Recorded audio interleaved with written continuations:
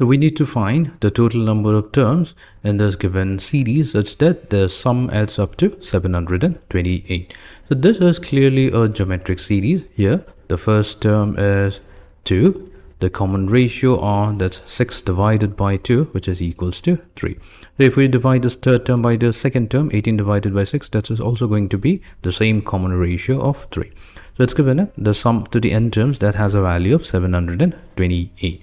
Now we know that the sum to n terms of a geometric progression is given by the formula as n equals to a times r raised to the power of n minus 1 divided by r minus 1 whenever r value, the common ratio, is greater than 1. So substituting the value, we have 728.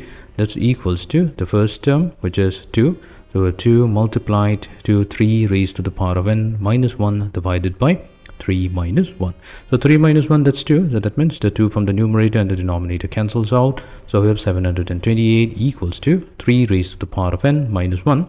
Or simply 3 raised to the power of n equals to 729. So 729, that's actually equals to 3 raised to the power of 6. So that means we have obtained 3 raised to the power of n equals to 3 raised to the power of 6. The base is exactly the same, so we have n value equals to 6. So that means we have a total of 6 terms, and the 6 terms in this particular geometric series adds up to give us a value of 728.